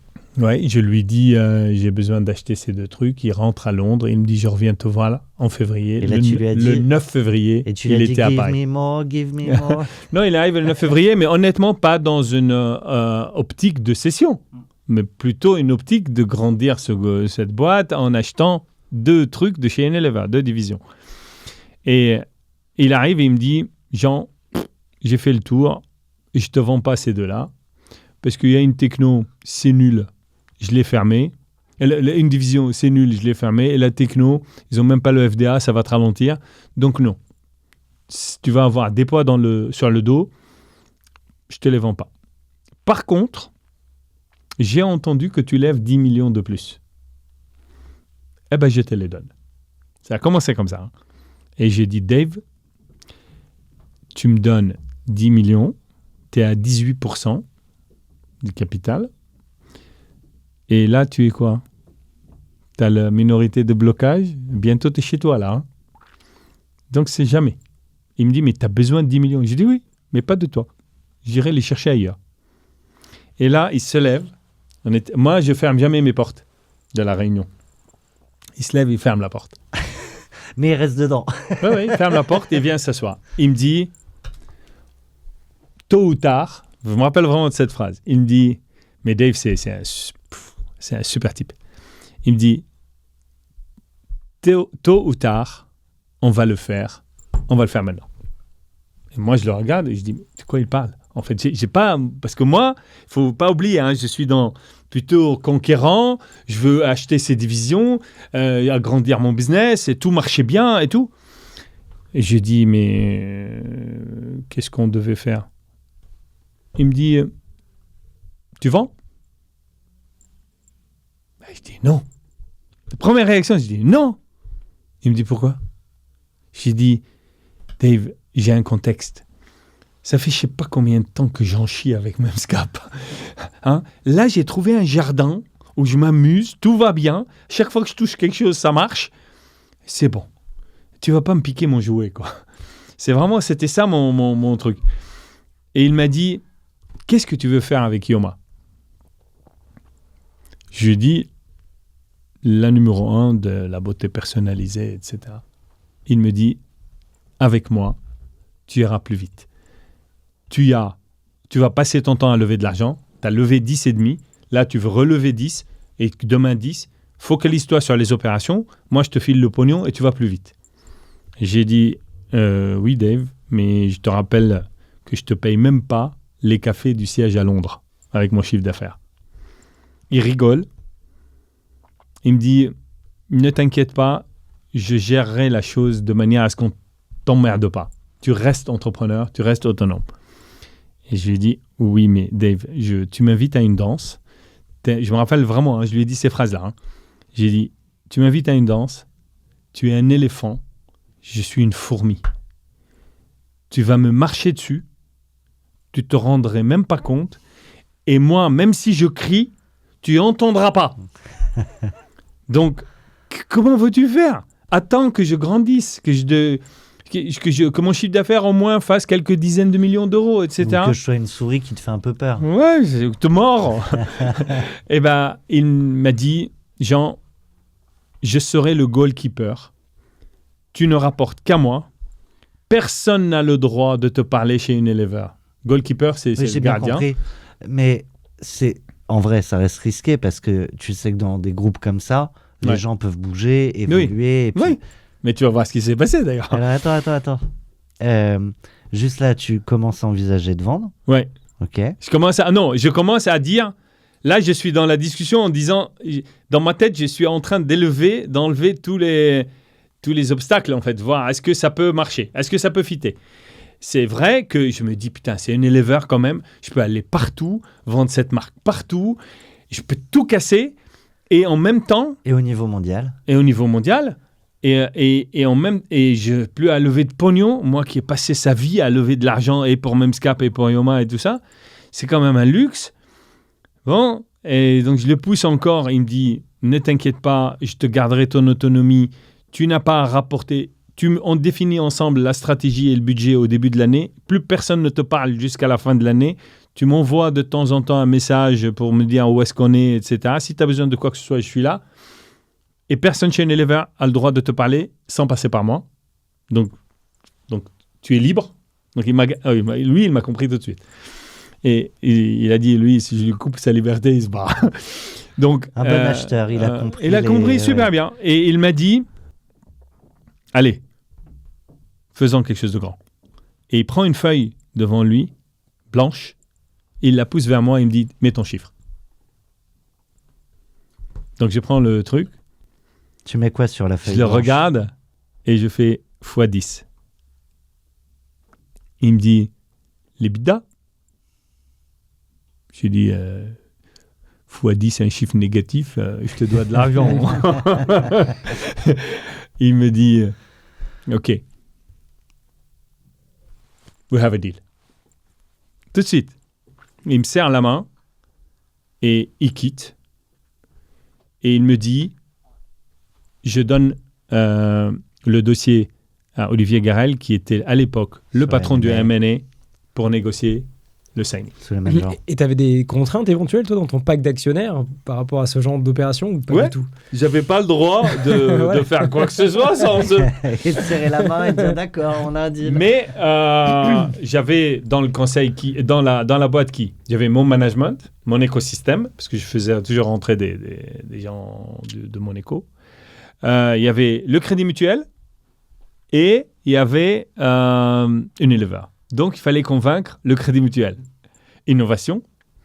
Donc, j'appelle Alain et puis je lui dis, bon, bah, on vend. Il me dit, mais c'est une blague. Et hier, je t'ai filé 1 million. Il m'a dit, non, mais c'est une blague. Je dis, non, c'est pas une blague, on va vendre. Et en fait, celle qui s'occupait de mon cas, c'est Émilie Lidôme. Et Émilie, aujourd'hui, c'est la présidente du Crédit Mutuel et Innovation. Et Émilie me dit, mais Jean, bon, on vend, on récupère notre argent et on fait quoi avec notre argent? Nous, on cherche des deals superbes. Donc là, c'est un deal. Je vais utiliser. Enfin, là, je mets l'argent dans un autre moins bien que toi. Donc moi, je vais rester chez toi. Et j'ai dit, Émilie, t'as vu le multiple? Donc prends ton argent. Hein, et on trouvera autre chose. T'inquiète, prends ton argent, machin. À la fin, donc ils m'ont dit, bah, c'est toi le meneur, donc on te suit. Et là, négo démarre avec Olivier qui va faire le signing. Et donc, pour parler de toute cette phase de négo, attends, on y est déjà ou je l'ai fait ou pas? Mais pas du tout, on y est déjà, excuse-moi. Donc là, Oui, on est dans la négo, pardon. Non, mais on est très bon là. J'allais envoyer la suite. Je veux juste comprendre à ce moment-là s'il y a d'autres repreneurs potentiels avec qui tu discutes. Ah non, parce que moi, j'étais pas en mode vente. Donc, tu fais pas le tour non, de la place pour voir... D'ailleurs, conseil à tes entrepreneurs, si vous voulez vendre votre boîte, construisez la boîte, pas pour la vendre. Construisez-la pour qu'elle soit une boîte. Il y a des gens, aujourd'hui, des entrepreneurs, qui veulent absolument cacher. Ils entendent celui-là caché, celui-là caché, Caché, tu veux dire. Ouais. Et du coup, ils se disent, ils montent une boîte avec... je vais cacher. Et en fait, finalement, ils ne font pas une boîte et la boîte ne se vend jamais. En fait, la réalité, si vous créez une vraie entreprise et vous la construisez, il y aura des repreneurs. Vous devenez de facto une belle cible pour plein de monde et vous terminez, si vous le voulez, à céder la boîte. Et l'option de faire un cash-out partiel éventuellement avec Unilever n'a pas du tout été évoquée. C'était, En fait, la partie earn-out, elle a été de la manière suivante. Il y a 2 méthodes. Il y a la méthode où on achète 100% et on t'ajoute le truc. Et ce qu'a fait Dave et Olivier, c'est on te prend 80% de la boîte et on te laisse 20. Mais on te prend les 80 à la valeur de 100 et on te laisse 20 et on te dit, ces 20-là, on te les achète à un prix défini. En fonction d'eux. Ouais. Et moi, c'est là où il y a eu une grosse négociation parce que le P1 était P0+. Donc, j'avais mon floor sur la base de l'acquisition. Alors là, j'ai besoin que tu reprécises. Je ne suis pas sûr de l'avoir saisi. Alors, imaginons qu'on a dit, on vend la boîte. Imaginons qu'il y avait 100 titres dans la boîte et chaque titre, on le vend 100 €. Donc, ça veut dire que la boîte, on va la vendre 10 000. Bon, eux, ils viennent, ils achètent les 80%. Pour 10 000. Voilà. Et après, ils me disent, bah, le reste, le prix de l'action, ça ne sera pas 100 euros, ça sera entre 0 et 30 millions. Je m'en fous. Explose ton chiffre et c'est à toi. Mais moi, j'avais dans la négo une partie importante, c'est de backer le sky is the limit. Ça, c'est ce qu'il me propose. Mais moi, je voulais le ground. What's the ground, hein? Et le ground, pour moi, c'était le prix de la transaction. Donc, j'ai dit, même la performance la plus mauvaise, assurer que les 20% restants viennent en earn-out à la valeur du deal. Et ça a pris du temps à négocier parce que... C'est pas standard, ouais. C'est pas... Parce qu'ils disaient, genre, franchement, t'es chiant. On t'a déjà payé quand même pas mal. Et moi, j'ai dit, oui, mais nous, on va travailler. Et parce que ce qui a fait convaincre Neleva, c'est pas parce que c'est des mauvais négociateurs, hein, c'est que ce qui les a fait convaincre, c'est simplement le côté que moi j'ai dit, les gars, je ne joue plus sur un terrain neutre, je joue dans votre terrain. Donc, ma performance va dépendre aussi de vous. Et donc, moi, je veux backer au minimum ce que j'ai réussi à faire tout seul avant, qui est ce prix-là. Et si vous m'aidez à faire plus, très bien. Mais sinon, bah, j'aurais au moins ce que j'avais pu faire chez moi. Ils ont accepté.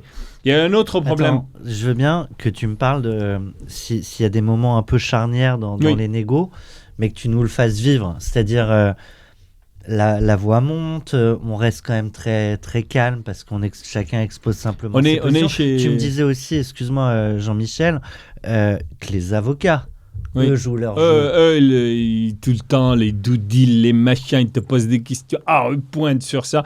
D'ailleurs, je vais te raconter le moment le plus dur Il y a eu 2 moments durs. Je reçois un email de Olivier qui en fait, il faisait son job, Olivier, hein, mais qui va me titiller pour savoir où est-ce qu'ils sont les cadavres. En gros, quel tapis il faut soulever et tout. Et moi, je pète un câble et j'écris un email et je copie Dave et je dis, si la relation commence comme ça, ben, il n'ira pas plus loin. Et ça chauffait grave. Hein. C'est quand même Olivier, c'était le patron du M&A. Hein. Et moi, je suis un incognito. Et Dave m'appelle le samedi soir à la maison. Et enfin, j'étais à la maison. Et il me dit, bon, j'ai vu les emails, etc. Bon, Jean-Olivier fait son job. On achète, on ne sait même pas ce qu'on achète, c'est tout petit. Donc, il fait son job, ne t'inquiète pas, c'est bon, il n'y a aucun souci, Olivier t'aime bien, pas de problème et tout. Donc, il débloque la première situation. On continue à avancer avec Olivier et presque tout fait. Tout. Un avocat américain. Moi, dans mon CV, c'était écrit A plus que 50 brevets. Je n'ai pas compté les brevets, quoi. Et cet avocat américain, mais cet avocat américain, il tape mon nom sur les PTO, sur les INPI, sur les machins, il sort 81 brevets, ou plus de 80. Il envoie red flag comme ça. Genre, t'as menti sur le nombre de brevets? Non, mais oui, mais en fait, moi j'ai dit, mais qu'est-ce qu'il a, ce con? Et j'ai dit, mais pourquoi il fait ça? Et en fait, au début, je n'ai pas compris. J'ai dit, mais alors, tu n'as pas 80, si tu veux, mais 80. Enfin, moi, c'est un CV, hein, je m'en fous. Il n'avait pas que tu prépares la suite? Je ne suis pas en train de chercher un job. Non. C'est quoi son sujet? Lui, j'ai eu Olivier, et Olivier me dit, non, Jean, il s'en fout. Mais le problème, et je vais te le dire, j'ai dit, c'est quoi le problème? Il me dit, Jean, dans le deal avec l'acquisition, les brevets viennent dedans. Or, toi, tu dis tu as 50 brevets, machin, etc. Bon, c'est une chose. Mais si nous, on a trouvé 80 brevets, donc qu'est-ce qui nous dit qu'on n'a pas des brevets à toi, pas à la boîte, quelque part, et dont la boîte en a besoin, et une fois qu'on achète, tu nous mets à l'amende. Ah bah... Non, mais Et- c'est possible. Et c'est possible. Ouais. Ah, j'ai dit, mais c'est comme ça. Et en fait, ça s'est chauffé très grave. Ça a été vraiment un moment hyper dur, quoi. Ça allait casser, en fait, en santé. Je me disais, mais ils veulent pas faire le deal. Parce que l'autre, il a envoyé un message, mais c'est un scud, hein. Red En flag. rouge, en gras. Red flag. Ça commence red flag. Tu dis, red flag, ça veut dire quoi, là? Et en fait, mais j'ai dit à Olivier, on va régler le problème. Parce qu'on n'a pas le temps d'analyser tous mes brevets. Mais même moi, je ne les connais pas. Enfin, on va prendre le truc, ça va nous prendre 2 mois de plus. Ça fait longtemps, là, c'est bon. Parce qu'on négociait de février et il fallait que le deal arrive avant le 30 juin. Et pourquoi? Je vais te dire pourquoi. Et en plus, tu n'avais pas de banque d'affaires, tu étais en front, Ouais, fait, en front. avec ton avocat. Ouais. Et en fait, qu'est-ce qui se passe? En France, le président, c'est Sarkozy. Et c'est son fin de mandat. Hollande, élu. Et Hollande dit, on va mettre... Ouais, c'est comme ça qu'on est parti. Il dit, on va... L'impôt va passer à 65% sur les actions. Donc, moi, je Aucun savais intérêt que la de France a vendre, voté le premier semestre. Donc, j'ai dit à un éleveur, c'est très simple, si le deal ne se fait pas avant le 30 juin, il ne se fera pas. C'est tout, parce que le mec, il est en train de parler de 75%, pas 65, 75 à l'époque, il parlait, d'impôts. Ça sert à rien, quoi. Et moi, j'optimise pas, donc ça sert à rien. Et donc, je menais une course très folle. Et c'était vraiment dur de faire les choses avec un groupe comme un éleveur en 3 mois. Et du coup, ce mec me balance le red flag. Il reste 5 jours avant le closing. Donc, c'est pas possible. Et j'ai dit à Olivier, écoute, j'ai une solution. On va faire ça. Je vous propose qu'on mette une clause qui dit, si par hasard, Intuiskin ou Yoma a besoin de n'importe quel autre brevet pour fonctionner de mon portefeuille qui n'est pas dans la boîte, n'importe lequel, je vous donne une licence non exclusive, royalty free, à vitam aeternam. OK? Fair play. Alors il m'a dit, ça me va. Il l'ajoute et on signe. Bien joué. Bien joué. Je me demande si je vais réussir à bien jouer pour parler de la suite en moins de 15 minutes. Donc ça, c'est 5 jours avant. On a parlé du jour du signing, du closing. Arrive l'après. On est chez eux. L'après, vous êtes chez eux et on part avec Dirty Dancing. Mais je vais aller très très court parce que là, sinon, on n'aura pas le temps de parler. Elle n'était pas dirty, la dancing. Mais en tout cas, on voit le moment où tu vas courir, sauter, te lever. Et il me porte comme ça. Voilà. Est-ce que tu Je lui ai cassé son dos. Est-ce que tu es un grand danseur, Jean? Il est le monde grand le sait. déjà, il est grand. Allez, je propose... J'aime bien danser. Hein. Je la mets en bac, mais... Donc là, t'arrives, j'accélère volontairement, donc on va essayer d'être efficace. Un éleveur respecte ses engagements à la lettre. Là, t'es loqué sur combien de temps? Parce qu'en fait, t'as... 3 ans. Les bout de 3 20%, ans, moi t'es j'ai obligé de vendu vendre. en juin 2012, juin 2015. T'es obligé de vendre, Non. ils sont obligés d'acheter. Ils sont obligés d'acheter et je peux, au bout de 3 ans, je peux les forcer à vendre. Ils peuvent me forcer à vendre. Ok. Moi, je peux les forcer à partir de juin. Donc, je rentre, tout se passe bien, super bien. Et Dave Lewis me ouvre les budgets, etc. Je commence à taper partout. J'ouvre en 2014 14 pays supplémentaires. Je dormais pas chez moi, hein, franchement. Et en fin 2014, donc moi, mon earn-out, c'est en juin 2015. Décembre, coup de fil de Sir Dave. Et Dave me dit, assieds-toi.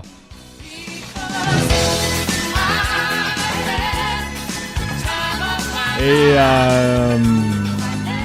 je lui ai dit, je suis assis. Il me dit, il y a quelque chose qui... Tu es le dernier coup de fil que je fais. Parce que je me sens un peu lâche envers toi. Donc, je t'ai mis jusqu'à la fin. Je te poussais tout le poussant parce que je n'arrivais pas à te parler. Et je vais te dire quelque chose. Je lui dis quoi? Il me dit, je quitte ton éleveur. Il dit, ah non. Il restait 6 mois encore. Je dis, ah non. Il me dit, je deviens le CEO de Tesco. Je ne peux pas refuser cette opportunité. Mais ne t'inquiète pas. Alan Joppe arrive à ma place. Alan prend donc le personnel care. Et j'ai fait une note de 6 pages sur Yoma. Ne t'inquiète pas. De toute manière, Paul t'aime beaucoup. T'as aucun souci à te faire. Je dis, écoute... À ce stade, d'ailleurs, les équipes sont complètement séparées. Il y a- Ouais. Autonomie, comme ils ont respecté. C'est à la lettre. Franchement... Ils n'ont pas cassé le joujou. Non, Ouais. mais honnêtement, un éleveur, c'est des chic types. Hein. C'est vraiment des chic types. Et donc, Dave quitte, Alan arrive. Changement de stratégie. Direct. Ça veut dire que Dave, c'est va partout. Je m'en fous de combien tu perds de l'argent. Je m'en fous. À chaque fois que j'ai dit, je vais perdre 10 millions. Et OK. Et son CFO, il dit, il perd 10 millions. Parce qu'un éleveur, ils n'ont pas l'habitude de perdre. Donc, et il lui dit, dis-moi, la marque très aimée, là, combien j'ai en budget média, là? Il lui dit 150 millions. Il lui dit, tu enlèves 10 millions, c'est devenu 140. Alors, personne ne va sentir. Et hop, Jean va nous ouvrir des marchés. Parce que, en fait, vu que j'étais le premier de Premium, lui, il ne voulait pas que Yoma. Il voulait que j'ouvre des channels Premium, parce que tout le reste qu'il a, c'est masse. Et il voulait en plus apprendre sur le Premium. Donc, pour lui, c'est 10 millions, vas-y. L'investissement, Vas-y. ouais. Et en fait, sauf que Dave, Alan, il arrive, il me dit, moi, je ne suis pas Dave. Tu restes dans les pays où tu es rentable. J'ai dit, c'est une blague. Qui sont Mais j'ai dit, mais c'est une blague. J'ai 30 pays, 30. Mais les pays anciens, comme la France, c'est rentable. L'Italie, c'est rentable. Mais le reste, l'Asie, l'Amérique, la Russie, mais tu vois, l'UK, c'est pas possible. Il me dit, Jean, c'est ma boîte maintenant. Et j'ai dit, justement, nous sommes en juin. Et en fait, j'ai On dit, va renégocier. non, j'ai dit, en juin, je vends. Je vends mes parts, Et t'en feras ce un que out, tu veux. etc. Et j'exécute ce que tu veux et puis je pars. Et Alan me dit, non, je veux pas que tu partes. J'achète tes titres, il n'y a aucun souci, au prix, mais je veux que tu restes pour atterrir Yoma comme je veux. Et je lui ai dit, mais Alan, je ne peux pas rester pour un salaire. Je suis un entrepreneur, moi, je ne sais pas. Il y a beaucoup mieux que moi, je t'assure, recrute quelqu'un de chez L'Oréal et il sera beaucoup mieux que moi. Il me dit, non, il ne sera pas mieux que toi, c'est toi. Je lui dis, mais je ne peux pas rester pour un salaire. Il me dit, je te redonne tes titres. Je te les achète en 2019. C'est ça. J'ai dit, écoute, c'est sympa, mais il y a mon équipe. Il me dit, non, ton équipe, non. J'ai dit, mais ça va pas la tête. J'ai dit, mon équipe, tu crois que je suis Jésus ou quoi? Je ne fais pas de miracle, moi. L'équipe, ouais. Il me dit, non, toi, tu es pour moi indispensable. Ton équipe, on peut la remplacer. Hein. Je m'en fous, tu as de l'argent, on va recruter. On était en juin. Je lui ai dit, OK, il y a un autre problème. Je veux créer Yeva Group. Yeva, à l'époque. Et j'ai besoin de commencer à faire de la R&D. Ça va me prendre 3 ans de R&D. Il me dit, crée. J'ai dit, mais et je vais avoir les équipes de Yoma qui vont partir pour faire le truc, les technologues. Il me dit, prends-les. Je dis, mais Alan, Yoma n'aura plus de technologie. Il me dit, je te passe un contrat à ta boîte pour qu'il assure le machin. Donc, tout le deal de rêve, quoi. Donc, moi, j'ai Memscap, je dois gérer Yoma, et là, je crée Yeva à côté. Je dis, OK, mais il y a mon équipe. Il me dit, ton équipe, non. On a négocié, je vous jure, hein, de juin 2015 à septembre 2016. Donc, Une année. Plus long que le rachat de la boîte. Sur un mot. Mon équipe. Parce qu'il m'a dit combien? Je lui ai dit 11 personnes. Il me dit, ça veut dire tout Yoma, quoi. Et il est marrant, Alan. Il me dit, ça veut dire tout Yoma. J'ai dit, non, Yoma, c'est 100 personnes. Il me dit, non, j'ai 11 personnes, c'est une blague. Non. Donc, j'ai continué. En septembre 2016, je passe un coup de fil, j'ai dit, écoute, Alan, en 9 mois, on en fait un enfant. Là, on n'arrive même pas à faire un deal. Donc, c'est simple, on va trancher. C'est un take it or break it, poliment, parce que je ne parle comme ça, mais dans ma tête, c'est comme ça. J'ai dit, écoute, je vais te faire une proposition et à toi de se positionner. Tu prends 25% de tout ce que tu me donnes et tu la donnes à mon équipe. De là jusque-là, tu n'as rien donné, c'est moi qui ai donné. Et tu la complètes. Il se tait, le téléphone, puis il me dit, t'es prêt à donner 25% de ton argent? J'ai dit oui. Je ne ferai pas ça à mon équipe. C'est pas une question d'avoir besoin d'eux ou machin. C'est une question de ces gens, c'est loyaux à moi, donc moi, je ne les lâcherai pas. Il m'a dit, ok, je ne connais pas un type qui donne 25% pour rien.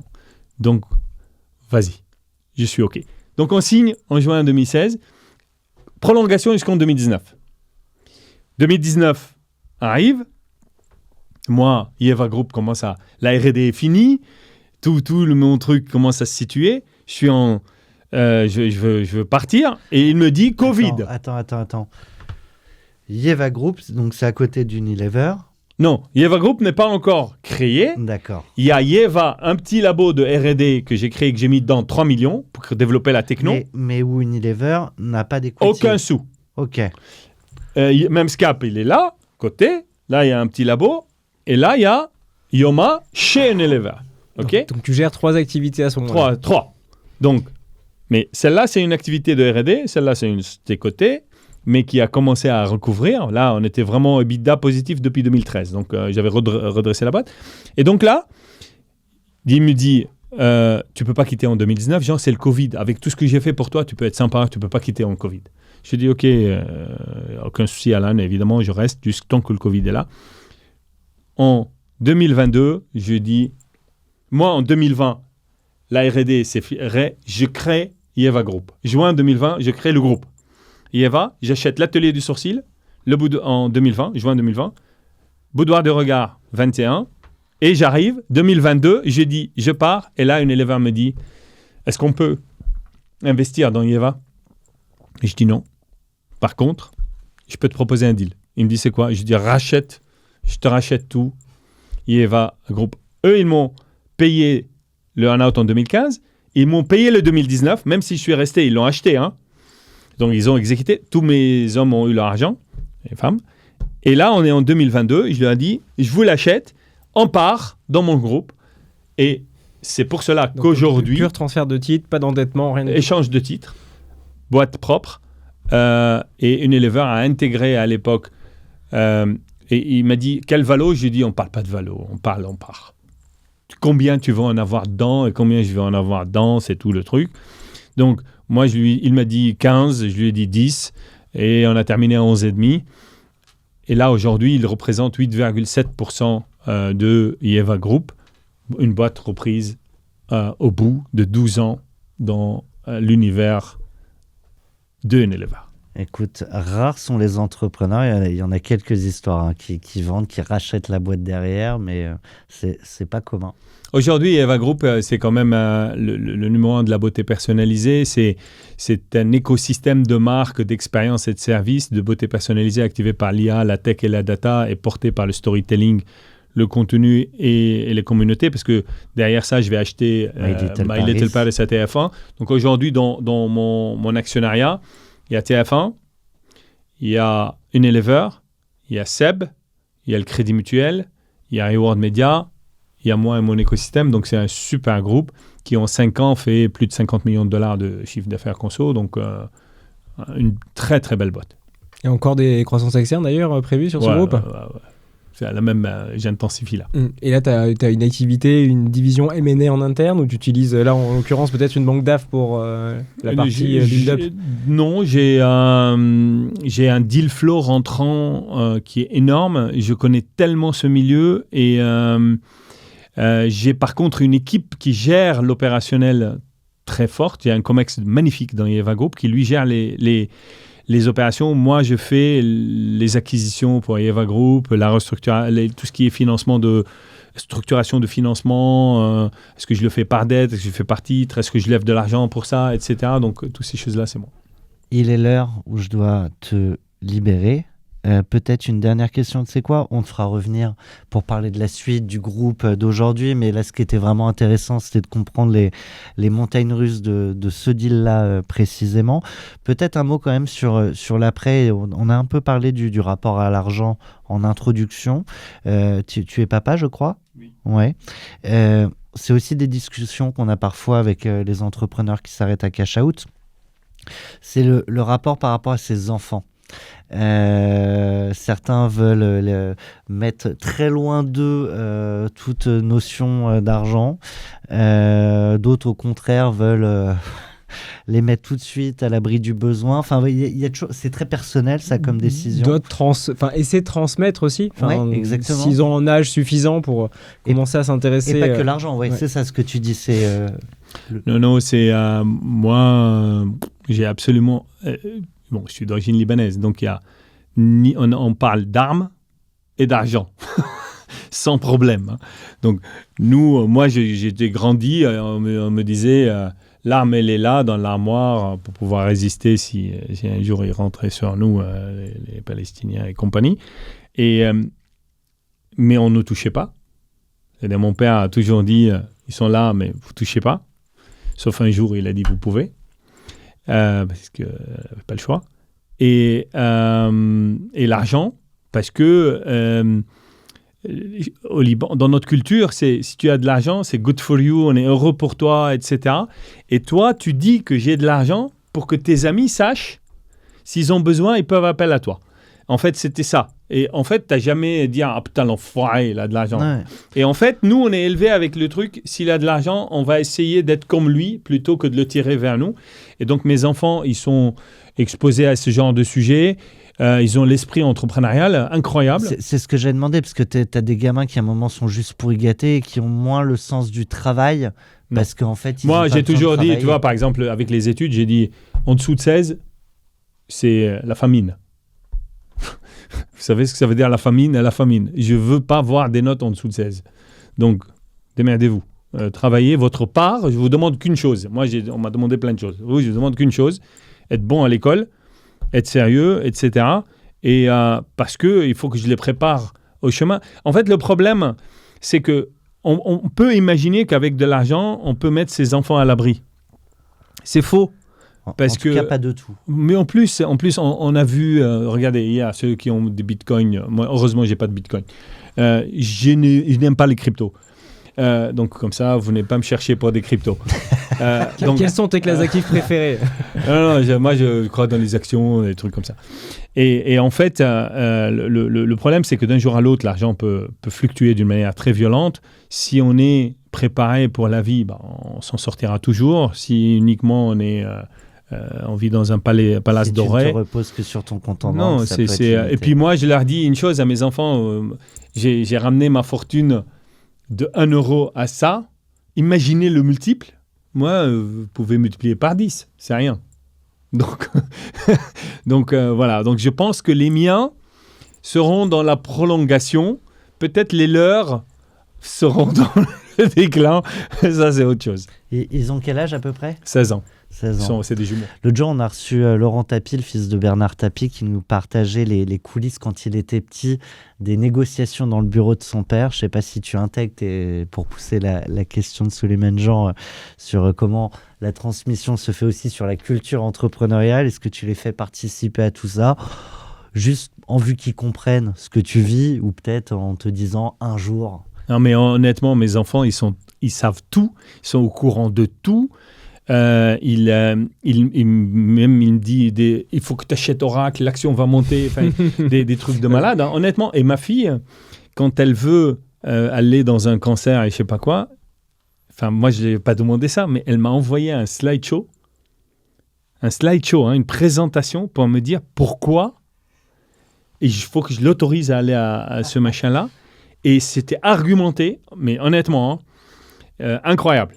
Donc, non, c'est des enfants bien élevés grâce à leur mère, je pense. Beaucoup plus que grâce à moi. Un immense merci de t'être arrêté à ce micro. C'est toujours très plaisant de passer du temps avec toi. J'étais ravi de te retrouver. cette fois-ci encore. Et moi, je suis heureux de te rencontrer, Souleymane Jean. Plaisir partagé. Ravi, Jean.